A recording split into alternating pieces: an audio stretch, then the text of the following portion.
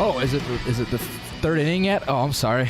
Welcome into Blow the Whistle live stream. Sorry. I had to pull a Tony La Russa. One too many snoots. Do we have Juan Soto yet? No, it was Shohei. Where's that Shohei. kid Shahahi? Where's Shahahi? Where's Shahahi? Shahahi Otani. Otone. Tony. I like his last name. It's like my first name. It starts with O, which is what happens when the police usually pull me over. Is he Irish?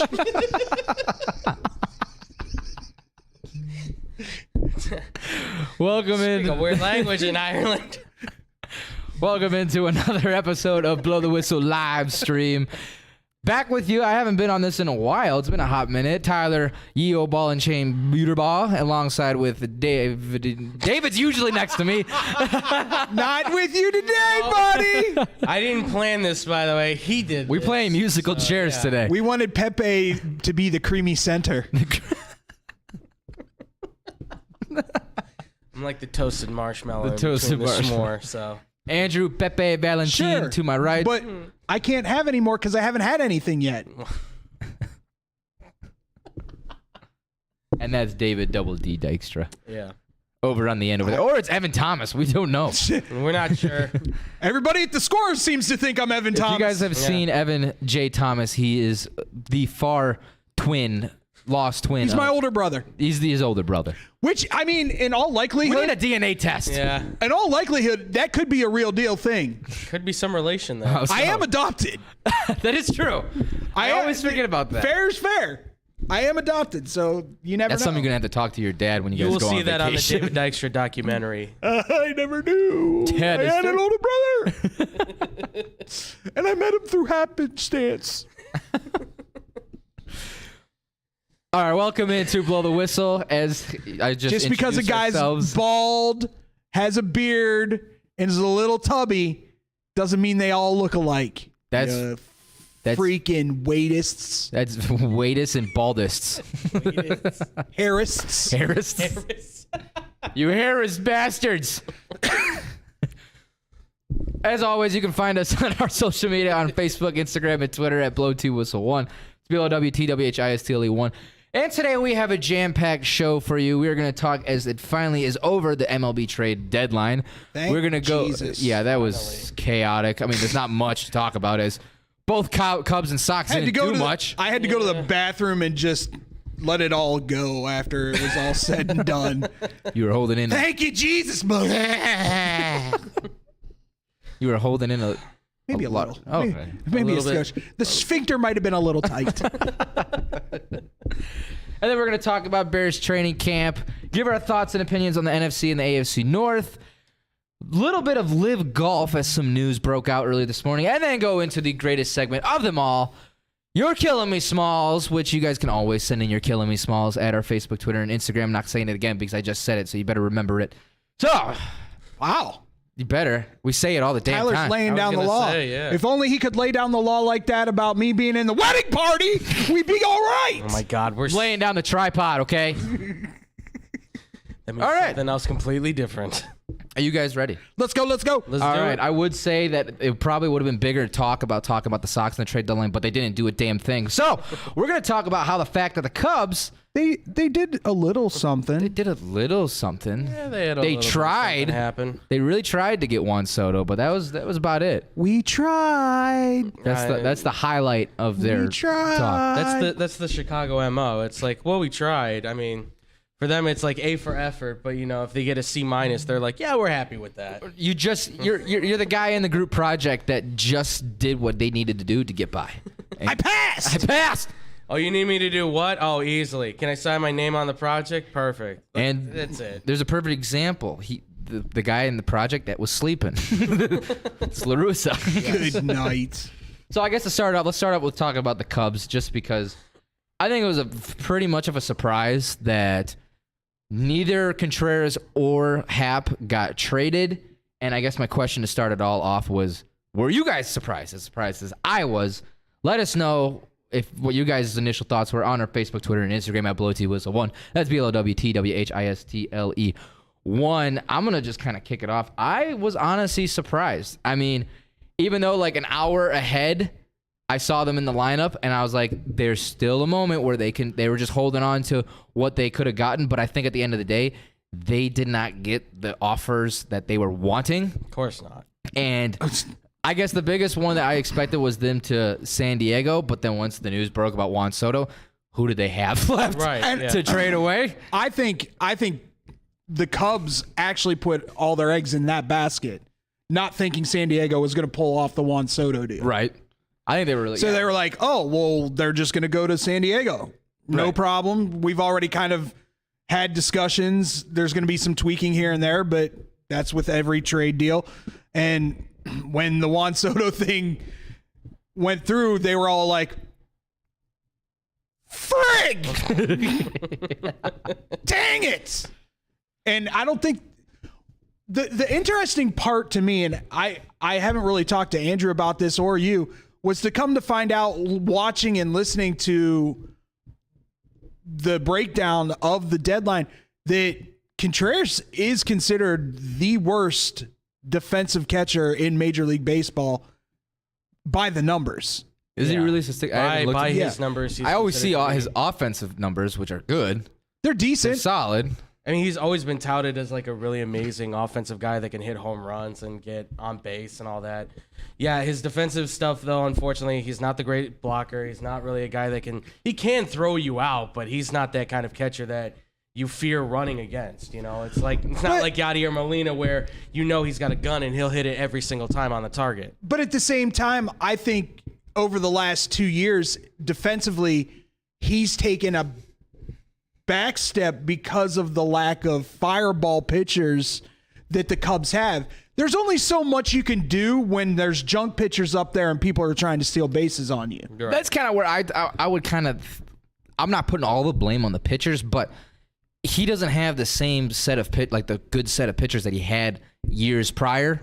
He's got Kyle Hendricks and Marcus Stroman, and that's kind of it. And even those guys, you can't really say they're big names. They're just guys in the rotation. That's it. Exactly. And so I mean, like, you can't. I can't really put his stats on him entirely, but I mean, it's solo stats. You have to. But I mean, then this is the thing: is that Contreras, his contract's up after this season. I don't think Contreras is gonna stay because one, I mean, he says he loves Chicago, but I think with all the stress and crap that the Cubs put on him, of like he was convinced that he was gone after the deadline. No, I mean, he took Cub stuff off his Instagram. Yeah. He was doing his farewells and everything. Do you even think that Contreras is gonna want to come back? Honestly, I think he wants to get out as soon as possible, and I think the Cubs probably still want to move him. In my honest opinion, I don't think the Cubs really want to keep him around because here's the thing. I saw what our good friend Brandon Janeska, and I love you, Brandon, but you're way over optimistic on the idea that these guys are going to stick around to build another championship or be here for the future. They're not. I think Contreras loves Chicago, but I don't think he wants to be here anymore. I don't think Hap cares one way or the other. He's never really seemed to have feelings on one side or the other on this, as far as I can tell. I think for both of these guys, they're going to get out of here. They're going to try to get trade value for whatever they can, try to rebuild this with all these other new prospects they possibly get for them. Whoever that is, I don't really know at this point. It did seem like maybe the Padres were interested. I heard possibly the Nationals maybe would hear a pitch. Potentially. I know the Mets were involved in that kind of situation too. There was talk that maybe the White Sox would explore something. That clearly did not happen. It doesn't matter either way. No matter what, it just, with those two guys, after what we just saw them go through with all the emotions and everything, why stick around? Why even want to keep them? I think this is a relationship that's pretty much been torn in half. The breakup's already happened. It's just you're stuck in the house with each other, basically saying, well, we're both paying like half the rent, so we have to kind of just stay here until the lease is up. That's pretty much it. You're just waiting for the offseason at this point in time. Yeah. I mean, and Hap's got one more year, but I mean, do you think that he'll, like, you kind of just said it, you're going to demand a trade? I just don't think that him and Contreras, because Contreras is a free agent after this year, so he can go wherever he wants. But for Hap, I think he's going to be a guy that, like, look, I would love to stay, but this is not going anywhere. And how much longer am I going to want to stick around with a team that's clearly going to keep rebuilding year after year after year? I mean, how long do you want to keep telling yourself that you're going to wait for it to happen again? It could be 10 years. And by that point, his career could be shot. I wouldn't be So- surprised if that's how long it's going to take. They're going to be rebuilding every year and year because Exactly. the Ricketts don't care. No, they don't. David? They don't. They clearly don't. I see you got smirk over there. There's only one word that keeps Contreras in a Cubs uniform. Money. Yep. Money. You know, I didn't realize they haven't talked about extension since 2017. No. Because they don't talk about money. Yeah. because he's steadily become a liability behind the plate defensively. Yeah. But once again, put him on the Mets with that crew and see what he can do defensively. When the ball's getting to him, maybe a half second to a second faster, And he's It working makes- with prominent pitchers. it makes a difference. Yeah. That was the one landing spot that made the most sense for me when I heard all the trade rumors. They like here's the problem. And Dusty Baker brought this up, and I think another prominent manager brought it up. You have guys that may not be the greatest, like the Astros catcher. Alvarez. Yeah. Alvarez, Yeah. horrible offensively. But that guy doesn't let anything get by him. Mm-hmm. And he knows how to work that rotation. They're not going to give him up for anything. Verlander would throw a hissy fit if they got rid of him. Yeah. Same goes for the Mets. Their catcher offensively, not the greatest. Sorry, it wasn't Alvarez. That's No, that's it's Maldonado. Maldonado. Oh. I was I forgot like it was Martin Maldonado. Maldonado. Yeah, he's terrible. But like you said, because he's so good at framing and he helps Verlander with his pitches and all that kind of stuff, he's an asset out there on the field, even though he's only hitting like 170 or something like that. Yeah, and that's what I'm getting at is like these guys are what managers are looking for. They want somebody to be able to manage their rotation that the pitchers feel comfortable with. Contreras, what it comes down to is no team was going to pay him to catch. They were just it was gonna be another bat in the lineup. He was gonna DH. Yeah. Like his little bruh. Right. And you're not going to get what you want for Contreras if all they're going to use him for is a DH. Yeah, and I think that's kind of what been a little bit of the issue. Even though there's nothing been wrong with Yan Gomes, it's just kind of like exactly what you said. We haven't gotten the full Contreras when they just kind of been throwing him at DH. But I want to let's talk real quick about your White Sox, Andrew. Overall, We have to. they did not. I mean, I was shocked. I figured they would be more of a threat in the deadline, like actually making a big move. Because I mean, I figured they had the mindset that they need to make something change now because Yeah. they're right there. You and all of South Side Chicago. Yeah. But overall, like I mean, all they got really was How do I feel? Jake- You want to ask me how do I feel? Because I can tell you how I feel if you want to know how I feel. Yeah. How do you feel? Give me a grade too. I feel gray. That's the best way to like. It's not angry. It's not sad. It's just like it's gray. It's like there's nothing there Just anymore. blah. It's just because of the fact that, and I'm not. And here's the thing, Rick Hahn's the GM. I understand that he makes the decisions on this. At the same time, the president of baseball operations, Kenny Williams, is also involved in these kind of proceedings as well. Why these two are not superseding the owner, who I know is the money, but making these offers, making these opportunities to say, trade what farm system there is and try to get the best players possible, because the window is open now and it very well easily could shut like that. Why are you not taking the opportunity to do so? Why are you not throwing more money in free agency? And I know that wasn't the case with this. This is trade deadline. But the fact you're not even looking to try and add a piece. I know they said they called Shohei Ohtani's people for the Angels and tried to see what the offer was. Again, you tried. You tried to give something to the fans and be like, but look, we tried to get Ohtani. And all you got was Diekman, who's okay. But that's not adding anything other than a bullpen arm, which right now, yes, the bullpen is terrible, but it's not upgrading anything really. It's just like adding a little bit of extra juice to the engine, which will only get you about this far. This team did not try to make any specific move, I believe, at all. I think they're content. He sounds content, and if that's the fact, then why should I even try to hope for a World Series at that point? I should just be content too, right? As a fan, I should clearly just be content with whatever the White Sox are going to put out, because that seems to be the MO of Chicago. Be content and happy with what you have, folks, because it ain't going to get any better than this. I think the biggest problem is that Yeah. White Sox! You're killing me, Smalls. There you go. Yeah. Sorry. Here's my thing, and this is probably my biggest adjutant. You had a guy that was on the market right up the road. Yeah. That would have been a great second baseman utility player for them. Yeah. In Ian Happ. And clearly they're willing to do business after the trades we've seen them make with each other beforehand. So it's not like, oh, we're not going to trade with the South side. No, you've already done it. So it's amazing to me that wasn't even talked about. Yeah. Even discussed. yeah. Because that gives you a left-handed bat. This is what they wanted. White Sox, a left-handed bat with power. I can't with this team. That part anymore. just- I really can't. And then you would have had Ebony and Ivory at second and short. It would have solved a lot of issues.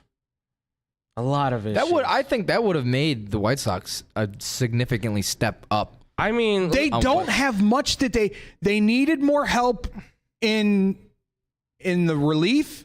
Mm-hmm. And I don't care what anyone says, you needed an ace. You needed an ace. yeah.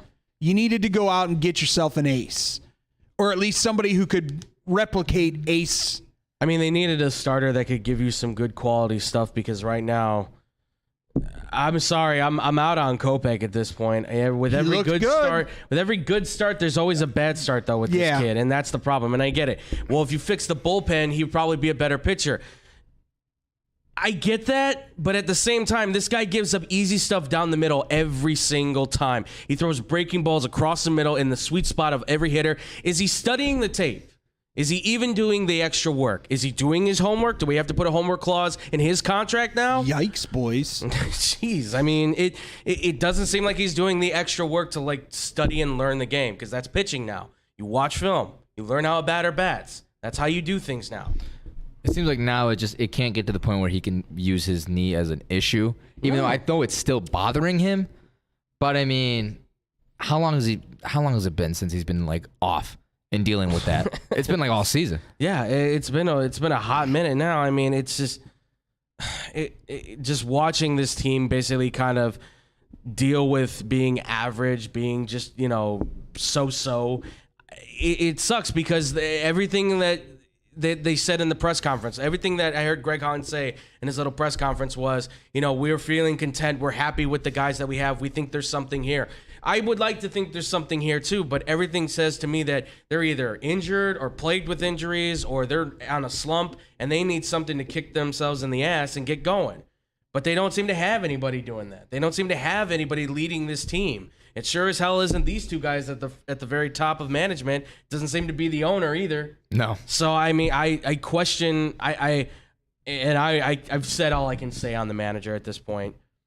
And I mean, we heard it from guys like Bernstein and Holmes. You're gonna see Tony La Russa become no longer the problem after this, and it's gonna be more geared towards Hahn and Williams, which at this point they're all the problem. Every one of them's the problem, including the players. The whole thing's a problem. Knock it all down. All right. I promise I'm okay. All right. You want the truth? Yeah. You can't handle the truth. Exactly. Jeez. All right. Well, as we all mourn in our most disappointing trade deadline for both Cubs and Sox. Oh, on a bright note, though, Phillies killed it. And the Padres, too. And the Padres, yeah. Padres just loaded up. The Yankees got better. I'm not going to lie. I'd say the Mariners, too. I will say this much. The Padres made the biggest splash, obviously. Yeah. But low-key, I think the Phillies got some exactly what they needed. Well, they can make a push now. I don't know if Syndergaard's going to be the answer. See, but that's my biggest question. It's about if he can pitch well enough to keep them in game. I think there's a shot. Look at me, Noah. Look at me when I tell you this. Just remember who wasn't willing to pay you, and when you go up against them, give them the big old bird, buddy. They got 11 games against the Nationals, so give them the big old Thor thunder smack. Oh, boy. All right. Well, that wraps up our MLB trade deadline talk. Up next, we're going to talk a little bit Bears training camp, as today there were reports that the offense is looking a little bit better. We're going to talk about that here next on Blow the Whistle.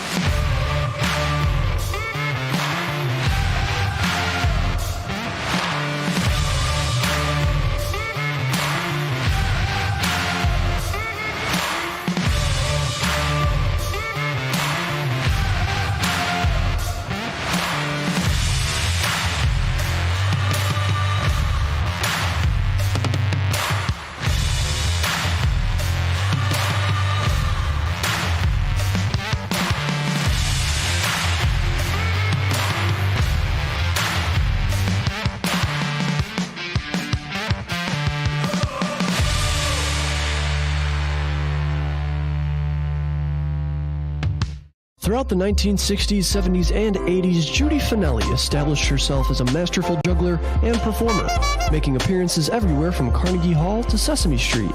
With her loving heart, she has brought warm smiles to children everywhere she has performed. She even started the San Francisco School for the Circus Arts, but shortly after, she was diagnosed with multiple sclerosis, and by 2004, she was completely paralyzed. In celebration of her accomplishments and to fight the illness that had crippled Judy, a group of students from the San Francisco Clown College have compiled the perfect holiday present for those who want to laugh and to help those struggling with the illness.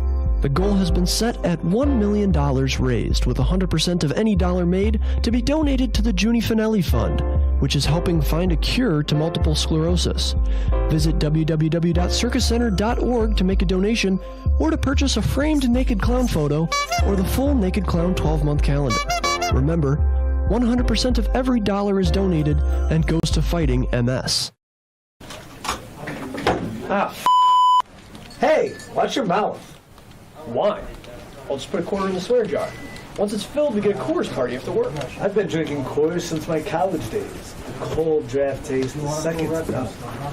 Yeah, worth a recorder, am I right? You know it, mother. Hey, you get those reports done? Yeah. No. You, sir.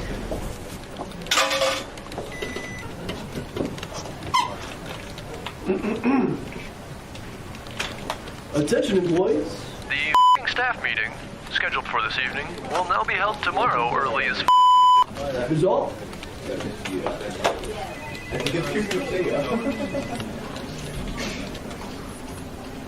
Dudes, we're only 75 cents short.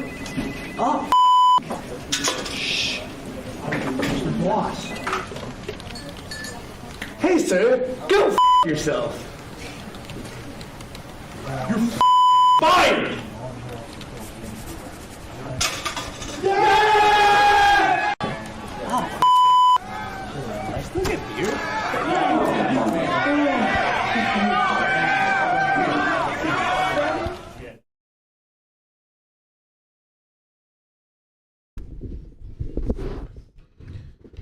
Welcome back to Blow the Whistle. Still here with you, Tyler, Gio, Ball and Chain, Buterbaugh, and Andrew Pepe Ballantine.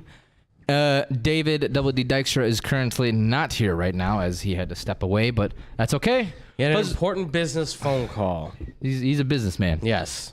All about biz. But no, we're gonna talk a little bit about Bears training camp, and from everything that I was hearing in the Twitter sphere yesterday was that the offense wasn't looking as hot or wasn't looking as that great as the videos, the highlights you see appear. Yeah. But it sounded like from today it was a huge jump. They're actually moving up the field, doing different like scenarios, late game, fourth quarter, third quarter, and all that stuff, goal line. doing all that kind of stuff and looking a little bit better. Yeah. An interesting thing that I saw, though, is that Eberflus came out saying that they're planning on playing the starters in the preseason, which, I mean, that's kind of normal what you do. Yeah, absolutely. I don't think he's going to be playing them the whole game. No. But then, like, some coaches, they don't play the starters at all because of risk of injury. So I guess my question to you guys, and I mean to you, and you guys as the listeners and viewers, is do you like the idea of playing the starters in preseason? Give us your thoughts on our Facebook, Twitter, and Instagram at BlowTWhistle1, BLOWTWHISTLE1. I like the idea because, I mean, we saw it before with Nagy. Did not play any of the starters. I think it was his second year as head coach with the Bears. Yeah, he did the whole thing where he's like, I know who my guys are, and therefore I'm gonna hold out the starters. The problem with this is that it makes more sense when you have the big veterans, right? When you have a Mahomes, Rodgers, Allen, when you got guys that already are in the system, you know who the starters are. You quit like Stephon. Let's go with Buffalo, right? In the Buffalo system, offense and defense, Josh Allen will probably play a game. Stephon Diggs will play a game. Von Miller will play a game. The guys who are the stars are going to play a handful of games. Everybody else on the roster is going to have to earn their spot. That's really what training camp preseason's all about. Right. Earn your position on the team. And the issue that the Bears have right now is that they really have nothing kind of set in stone other than Justin Fields being the quarterback and Darnell Mooney being your receiver, Roquan being your linebacker, and like Eddie Jackson being your safety. But we don't know with Roquan because he's still holding out. He's still holding out. Look, the good thing about this, because obviously good news, bad news for the Bears is kind of how I played this out for us to talk about. Right. I mean, first off the bat, Justin Fields looked like he's being a leader, which is great.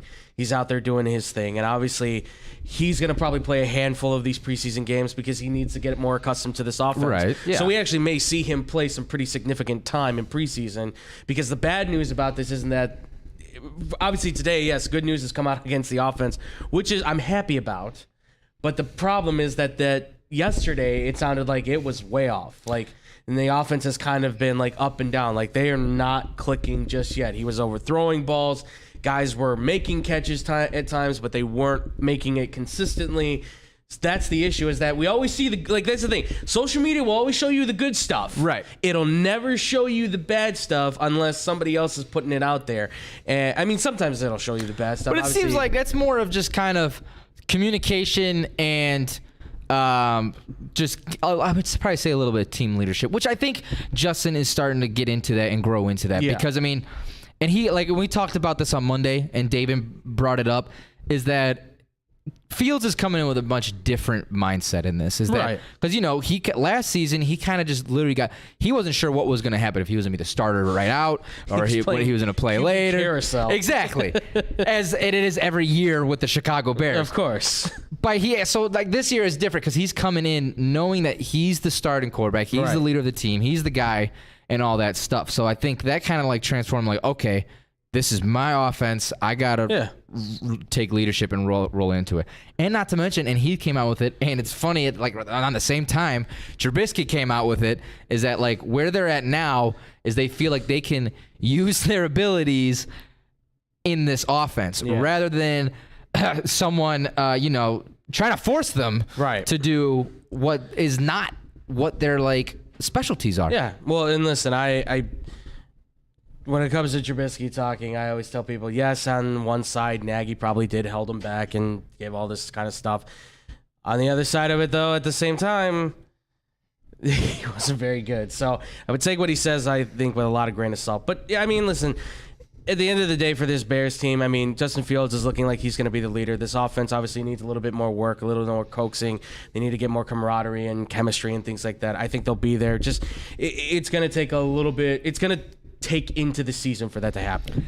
And you mentioned quarterback carousel, but right now they got an offensive line carousel too, as it is sounding that Braxton Jones is going to be.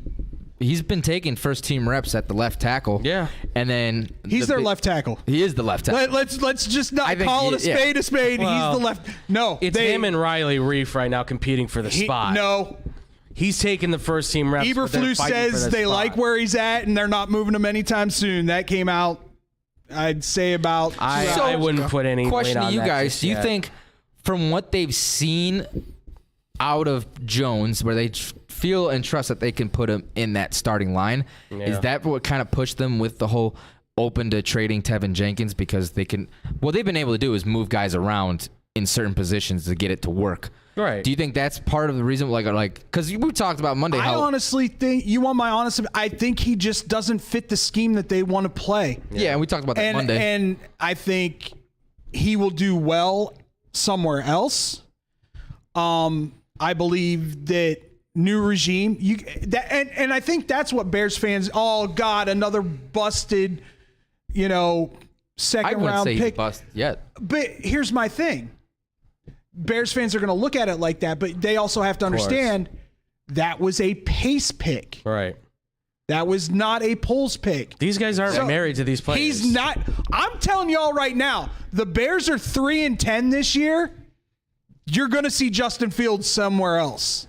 If he doesn't step it up. They're going to pick a quarterback in this draft.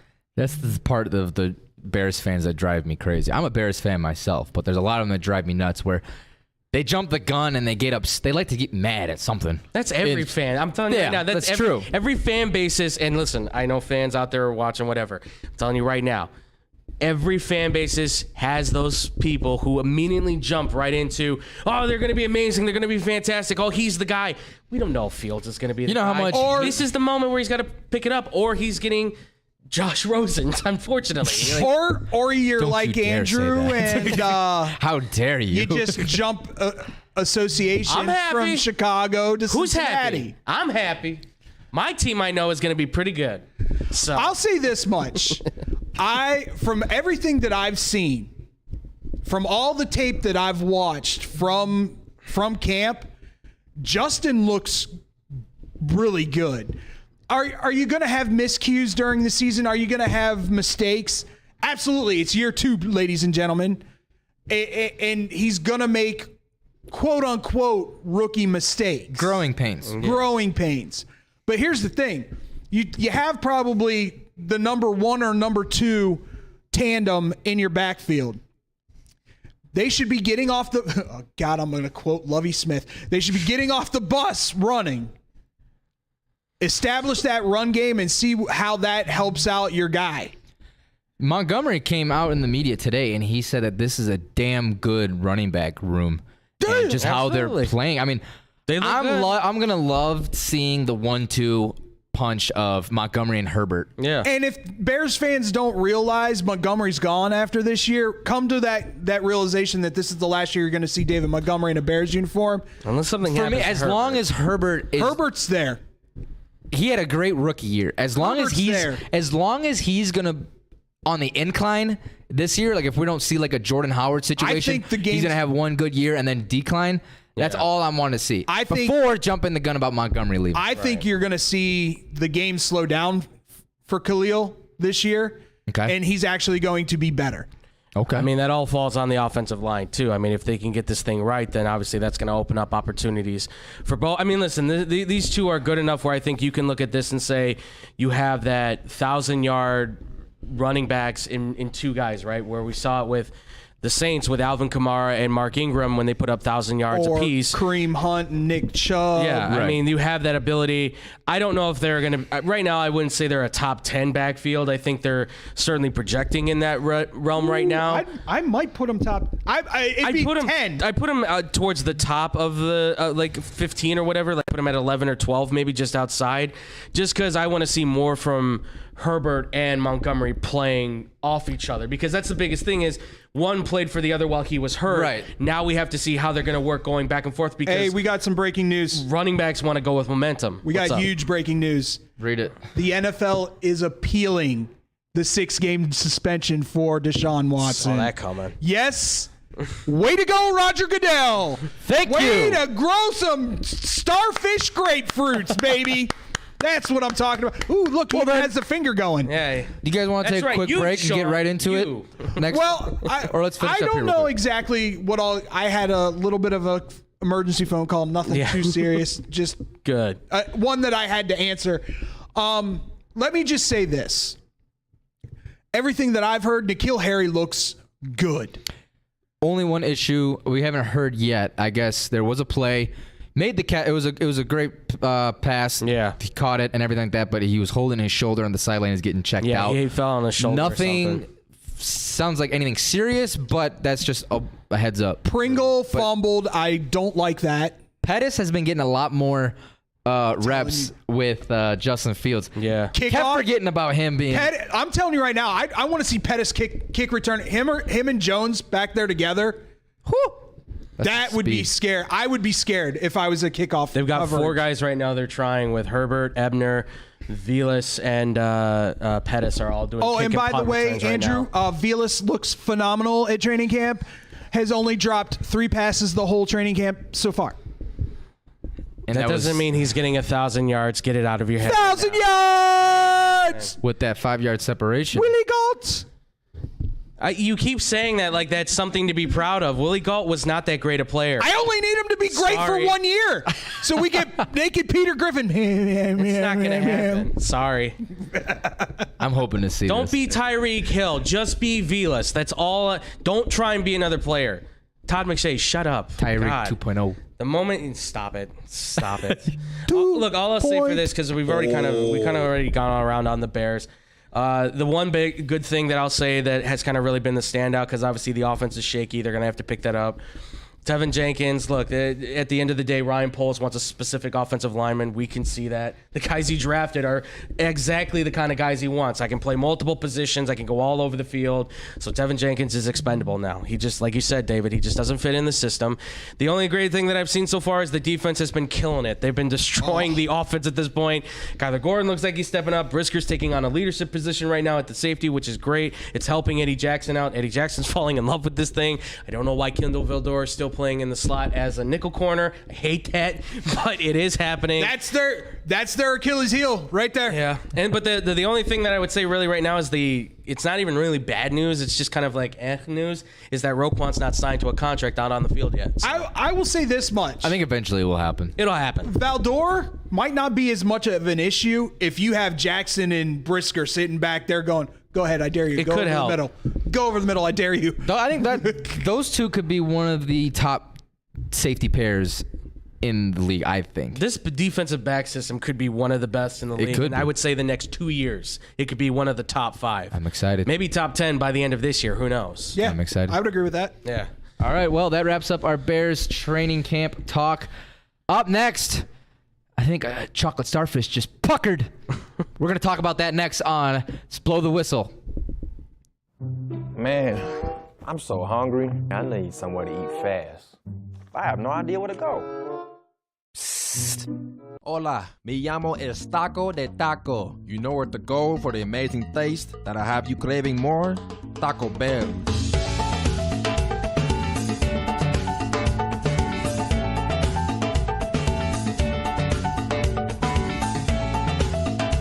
All right, can I get 20 tacos, please? You got it.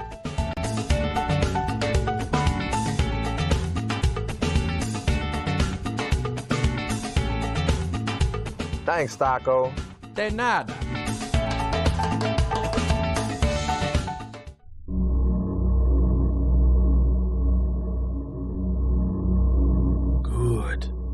Good. That's it. Eat the tacos. Taco Bell. Live más. Hey, watch your mouth. Why? I'll just put a quarter in the swear jar. Once it's filled, we get a Coors party after work. I've been drinking Coors since my college days. The cold draft taste is second to none.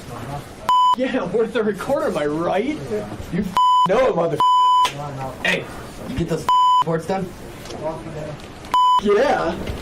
No. You, sir.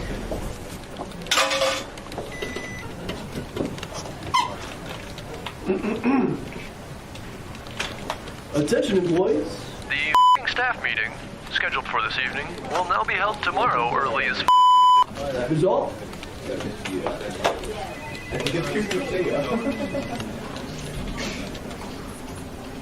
Dudes, we're only 75 cents short. Oh, shh. Mr. Boss. Hey, sir. Go yourself. You're fired!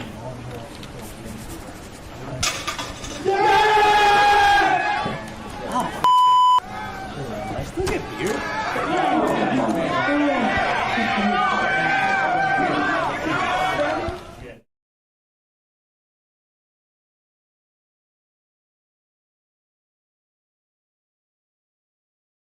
Live stream with Tyler Yeo Ball Chain Butterball Buterball, along with Andrew Pepe Valentin and David Double D Dykstra.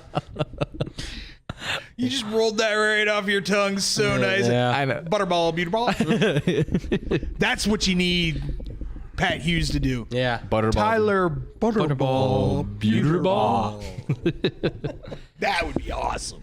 And as the news just broke, the NFL has filed its appeal to the Chocolate Starfish 6-game suspension. So, my question to you boys. Whoa, yo, TJ. He said, there we go. Yes. Come on, man. The Give dirty, him the double finger. Come on. Ooh. dirty finger dipping He's giving the double bastard. double starfish. Double starfish. So my question to you boys and to the listeners and viewers out there, are they finally doing something right with this situation as of all the other BS suspensions that we've seen go on in the NFL? Give us your guys' thoughts in our Facebook, Twitter, and Instagram at BlowTWhistle1. It's below WTWHISTLE1. Do the Deshaun Watson, David. Whoa, give me the old... It's giving you the starfish. Hey! I didn't say no.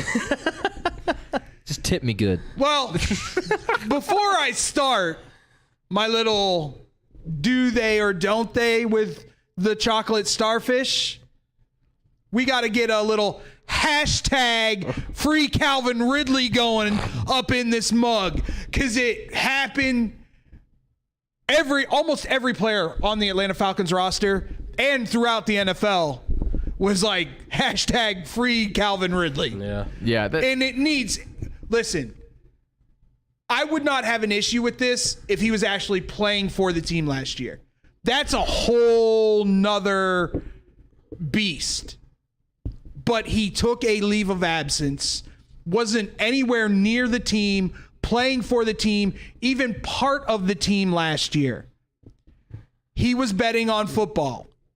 Fine. 3 games? 4 games at the most, especially for a first offense. Unless it is written in their contract, their labor contract, that is a non-negotiable year suspension, there's no reason for it to be a year. Now, that being said, this better be double digits by Roger Goodell. Oh, yeah. Because if it's not, there is going to be... My worry is now that if Roger Goodell comes down with something that the NFLPA doesn't like, they're going to appeal it. And this is just going to be an ongoing process where Deshaun Watson's going to be able to play until it's resolved. Yeah, no, that's absolutely going to happen. I'll tell you right now. Whatever the NFL is trying to appeal, the NFL Players Association, because they've already been combative with this, saying, well, we'll stick by the suspension, so you better too, before it was even handed down. This is just going to put them at odds now, because clearly they're going to back their player no matter what. They're going to back Deshaun Watson on this the whole way. I'm glad the NFL is kind of sticking to their guns. Personally, myself, I thought it should have been a year long. I think there's a lot of people that would say it should have been a year-long suspension, because minimum double digits. Yeah, exactly. Because the fact that this has been dragged through the mud so long, the way it has been, and the fact that it's about such a serious situation that has grown beyond a number that should even be compatible with this. Like, 1 is already too much, should not even be the case. But to go to then 15 and then 20 and then 25, and then we hear it's 66 in total in a little over a year. That's insane. That can't be just a 6-game suspension. And I understand that you took into account other suspensions on misconduct and things like that. It was 66 therapists. He did not assault all of them. Right. It's 66 in total therapists who worked with him in the 17-month span. But of those, 25 of them came forward with civil suits. 15 of them had said, no, he was a good guy, fine. And the whole time we're hearing from his lawyer, we're hearing from him, we're hearing from the other side. It's going back and forth. For what? Over a year. We've been doing this now, talking about this pretty much at this point with what's going on with him. And it's gotten nowhere. And I think because of the fact that there were no criminal charges filed, I think because the lawsuits were settled, that she probably took all of that into account and said 6 games. But it still doesn't feel like enough because I'm sorry, this is just my personal belief on this, but if you're settling a lawsuit, something must have come up that said you did not want it to come out. You didn't want certain information to come out. That's why you settled. Otherwise, you would have taken this to court and you would have fought it. That's just personally myself. So if that's the case, the NFL is probably saying then we want to see a larger suspension. At least, like you said, double digits. Double the number to 12 games. At least 12. Never once did the words, I am innocent, come out of that dude's mouth. Nope. No, he hasn't. Not once. And I'm sick and tired of these people saying, like, not guilty until proven guilty. Innocent until proven guilty. Or innocent until proven guilty. Same thing. Yeah, same thing. Concept. Yeah. But come on, like exactly what you guys just said is like when you got that many women coming out, it's just an absurd about amount. This is ridiculous. And then I'm glad Goodell is appealing this because 6 games, and like you said, you used Calvin Ridley as an example, Josh Gordon and then like a lot of them for weed, substances, and like abuse and stuff like that, and usage. It's like they got well over a year. Josh Gordon, many years, just over time. Right. But in this situation, that just looks bad on the NFL that they're allowing a guy like this only get away with not even half a season. Right. But so I wonder if this is a lot of it is Goodell, even though no one already likes Goodell as a commissioner. Right. It's just like a thing. History Do you think repeats that's itself. You've got to look at these cases that have happened prior to this. Ben Roethlisberger got what, 4 games? Something like that. It was, I think it was 8 games, and it dropped down to 4 games after he appealed. But we have to remember too, this is also an independent disciplinary officer that's not attached with the NFL or NFLPA. They both agreed upon she will make the decision. She will be like the final say-so on this. But now they have the right to appeal her decision or not. The NFLPA said no. NFL's saying yes. So they want to get a larger suspension out of this, and it sounds like they're aiming for the full year. That's what they want. So I think they're hoping that with a full year, she'll say, okay, let's kick it up to 12. This comes down to the pure fact that it lands on Goodell's desk. Yeah. Bar none, and he's the one that has to make the decision. There's going to be no mediator. There's going to be no third party coming in here. It's on Roger Goodell at this point. Yeah, they said, what do you want to do? Roll a pair. Yeah. So then, do you guys think that he'll actually do the full year that he deserves? Or there's no way. I think they could bump it up to like 10 games. But Okay. I get the distinctive feeling that more realistically, they'll probably add on another game or 2 to bump it to 7 or 8. It'll be 8 by the end of all this. I guarantee they're going to make him miss at least what they deem half the season. It's just, but the issue is though that the Players Association, they're just going to go back and forth on this. And I guess he can still be in camp is the deal. He can still be in camp and practice and stuff. And I guess, he can still play in some degree as long as they get I forgot what they call it. But they can basically hold off the appeal. They can stand it off. Essentially, they can stop it for a time being while they work that situation out. He can still participate and then play in games. And then when they drop the hammer, obviously, he's going to have to sit out however many games it is. So we could be sitting here at week 10 and all of a sudden it hits and it's like, he's getting a 10-game suspension and it's like, well... Continuance. Continuance. Thank you. It just dawned on me too. I was like, the word. Continuance. Yes, a continuance. Thank you. That is the word of the day, folks. Could you use that in a sentence, please? I gotta say, spell continuance. That's what I want those judges to do. Ants. That's what I want those judges to do in the spelling bee when the kid goes, "Can you use it in a sentence, please?" I just want the judge to go, spell Abernathy. I gotta say, these poor sports books that are like having to change these odds like crazy. Because it's like, oh, do you want my story? I heard we just talked about it Monday, but tell it for these people that missed it. VP of trading for BetMGM, Jason Scott, was on the Daily Tip as this news broke, and he was like, I have to go. The lines are changing as we speak, and I need to put my lines in so people don't get in on something that shouldn't be in. Yeah. Because they were speculating 8 games. Right. That's where BetMGM was at 8 games. So that's why I kind of hover around that 8 games, because typically the books get inside info that most people don't. Right. So that's where I'm at with it. Do I think it should be more than 8 games? Absolutely. It should be a year. It should be a full season, It should in be my a season. opinion. Yeah. But see, then he'll come back and say, well, I sat out a whole season already.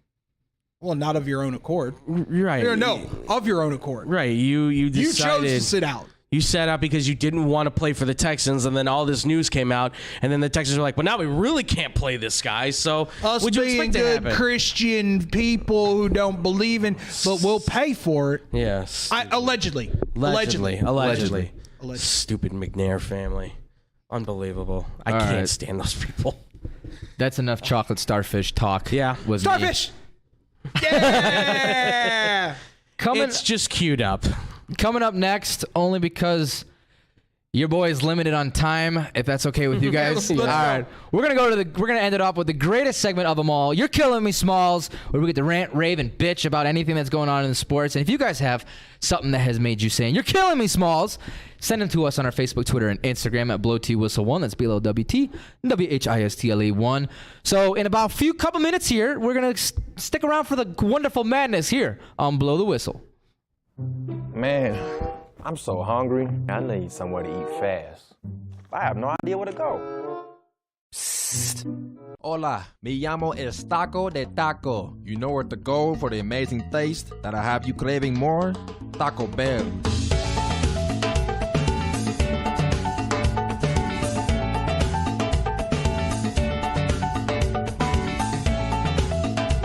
All right, can I get 20 tacos, please? You got it.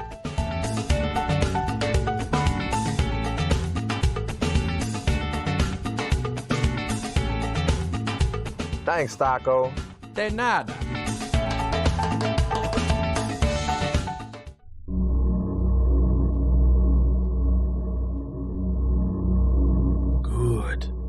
Good. That's it. Eat the tacos. Taco Bell. Live más. Hey, watch your mouth. Wine. I'll just put a quarter in the swear jar. Once it's filled, we get a Coors party after work. I've been drinking Coors since my college days. The cold draft taste is second to none. Yeah, worth a recorder, am I right? You know it, mother. Hey, get those reports done? Yeah. No. You, sir.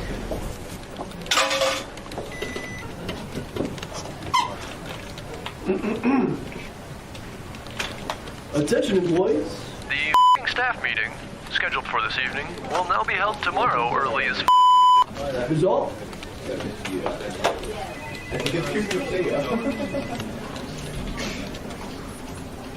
Dudes, we're only 75 cents short. Oh, shh. The boss. Hey, sir, go yourself. You're fired!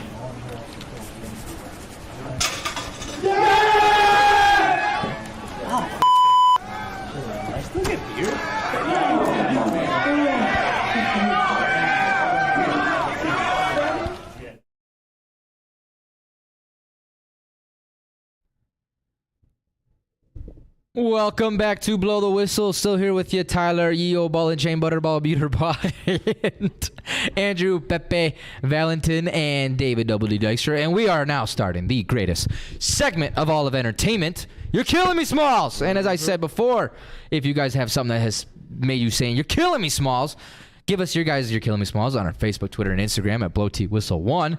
So, David, would you like to kick off the madness? Man, I can't believe I'm going to do this.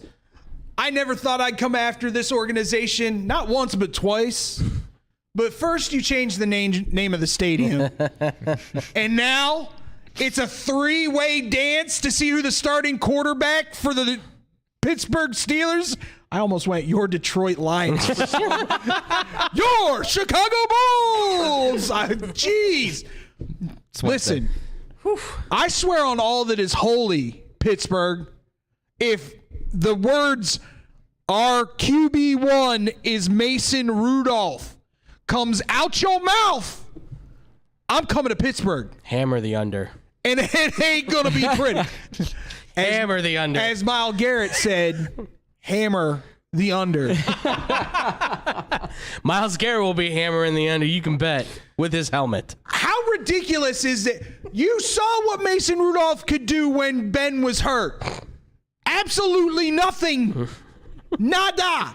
Zip zilch. He was the quarterback last year when the and God knows how bad Detroit Lions came to Heinz Field and they tied.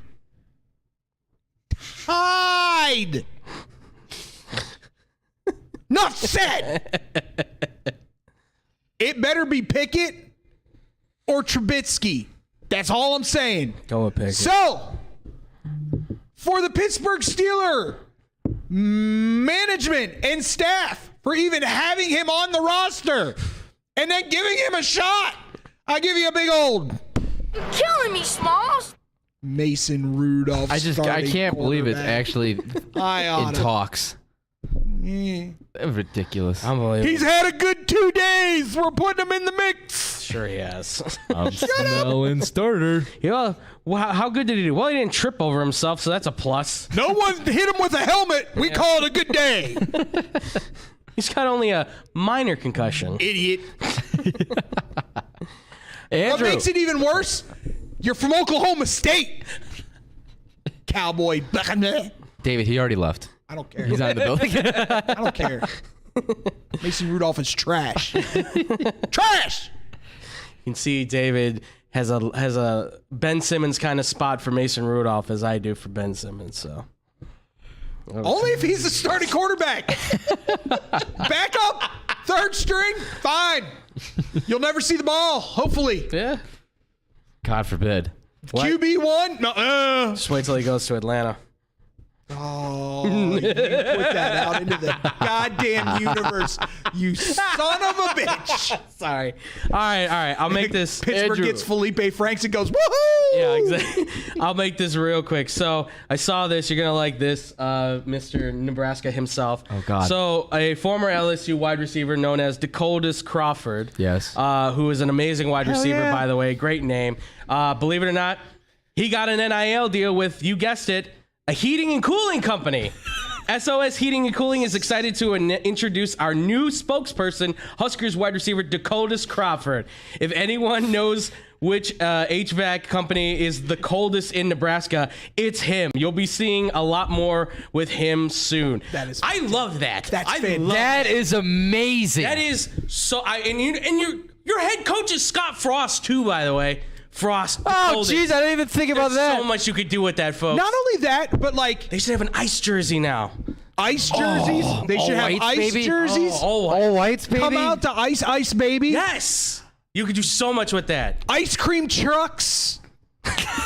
I'm telling you. You have branding opportunity. Call us. We will help you. Do it. We'll help you. We will do it. As long as this guy gets free Nebraska tickets. And by the way, boys, before we go any further. I want sideline passes. Before we go any further, yes. Do you realize football starts tomorrow? Yeah. That's right. God, I totally forgot. Football is starting tomorrow. Jaguars, Raiders, baby. Yeah, but no Trevor Lawrence or Travis Etienne. That kind of sucks. I'm okay with that. But you know what? I'm excited. I'm okay with football. that. I'm excited to see football. Football is back. Stay healthy. Yes, please. Healthy. You really think you're going to see Devontae Adams and Derek Carr tomorrow? No, of course not. Of course not. But yeah, so to Dakotas Crawford, this is a good one. But I gotta say, to an amazing NIL deal, I gotta give this whole thing a big ol' Killing Me Smalls. And then just one real quick one. That is just fantastic marketing. Just go ahead. Quick one. for me having to put together all these lower thirds, type all this stuff out, and we don't use like half of it. I'm giving these two guys a big old Killing me, Smalls. God. Hey, you can give it to You know how long I spent typing all that stuff out? You would use like half of it. Andrew. You can give it to the Cardinals for not making up their damn mind. Andrew. Easy, big guy. Okay. The sun is rising. Actually, the clouds are rolling. Coco wants banana. Coco need banana. Go to sleep. Go to sleep. This is the 9th inning yet. Catfish Hunter, you're in. Oh, sorry, wrong. All right. Head Gabriel. What? Mine goes. Okay. Mine's real quick. Mine is going to. That's what Emily says. Let him finish so he can get out of here. Bada boom! I got work to go to. Bada boom! He's got baseball to cut. Mine goes to Tony Snoozin. Oh my, LaRussa. God, I almost forgot his name. Sorry, I had to wake up for a second. Hey, at least you didn't call him LaRusso. LaRusso, God forbid. He's doing play-by-play over in Minnesota. What is he, the Karate Kid? But Yeah. It's my dad, Tony LaRussa. White Sox, your manager is snoozing in the dugout in the first inning. I would have thought that was a flippin' SNL skit, seeing Tony La Russa's old ass falling asleep mid-game. That is your manager right there. He doesn't even know what the hell's going on. Did we win the World Series yet? No! You just started the second half of the season, and you might not even get in the postseason. So, Tony, for not drinking your coffee or taking your old man medicine, I'm going to give you, sir, a big old...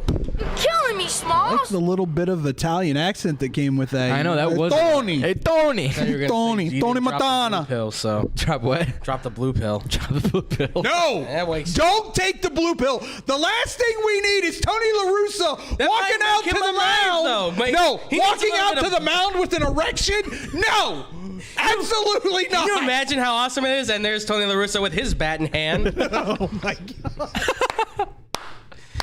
If I'm going to watch this team lose, I want some It probably would have actually separated the ump and TA from the little discussion. Yeah, that might have actually worked, Tony, instead of you just meandering up there.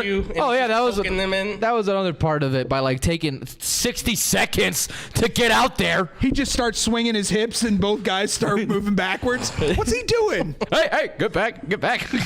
Yeah, no wonder he's sleeping. There's all the blood's gone from his head. This will get you guys the social distance. Get out of here.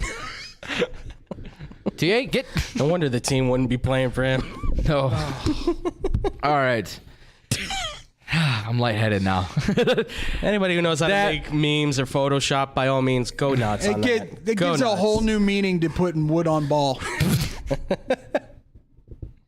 I gotta go, guys. We can't do this. That wraps up. Yeah, that's all, folks. That wraps up your Killing Me Smalls for today. And as always, if you guys always have something that send us on your kill. If you got something to send us, please send it to us. I at Blow T Whistle 1 on our Facebook, Twitter, and Instagram at Blow T Whistle Radio. Blow T Whistle 1. That's BLWTWHISTLE 1. And that wraps up our episode of today of Blow the Whistle. What? You're totally gone. I am gone, dude. I've been saying the socials so much today. I don't even know what it is anymore. But that wraps up us for today. I am Tyler Buterbaugh. You can find me on Twitter at Ty_Butterball. You got 45, and you can find me on Twitter at Facebook at Tyler Buterbaugh. You can also find me on the Southsiders podcast with Shane Reardon and Gabe Ramirez. You can also find me with these guys on Mondays from 2 to 4 Central Time on Blow the Whistle radio side. You can also find me on 670 The Score, occasionally either running the Cubs broadcast or any other live shows that they have me scheduled. It all depends on how the schedule goes. And Andrew, you can find me at the Fluffy Guru on Twitter or at Boom Crew Captain on Instagram. I'll be on X Mom Sports today with my boy Drew Gwillem, talking pretty much all the same stuff we were talking today. So be on the lookout for that at about 5:30 ish. Well, it all depends when he gets here. So, David. I'm David Dykstra. You can find me at DDykstra7795 on Instagram, Twitter at David Dykstra4. Hit me up, follow me, please. Please follow me. You can find me 6 a.m. to 9 a.m. Eastern Standard Time on the BetQL Network on the Odyssey app with the Daily Tip with Chelsea Messenger and Michael Jenkins. Absolutely great wagertainment. You can also find me, like he said, Mondays 2 to 4, Blow the Whistle. You can also find me on the Lockup on Wednesdays from 4 to 5 when I come back from vacation. That's right. He is going on with vacation. my boy Darius, the specialist Jefferson. And you don't want to miss that one. There, I'm done. And as always, you guys can find our shows on any podcast platform: Google, Apple, Spotify, Anchor. I'm just gonna say Quad Pod because they forget about us, but we never forget about you. But they don't forget about us. Yeah. So, yoo-hoo, Quad Pod, I'm coming for you. With that being said, and I'll shout out to TJ for running our show back there. Thanks, TJ. Coming in earlier Squirrely than scheduled. Sorry I wrote all those things down, but we didn't use them, but it wasn't my fault. Shut your cake hole, Andrew. Oh, shut Maybe if you'd stop talking a little bit, we could get to the other this subject. This is on me now, huh? Is that it? We're going to Irish goodbye this. So this has been Blow the Whistle. Goodbye. Bye. See ya.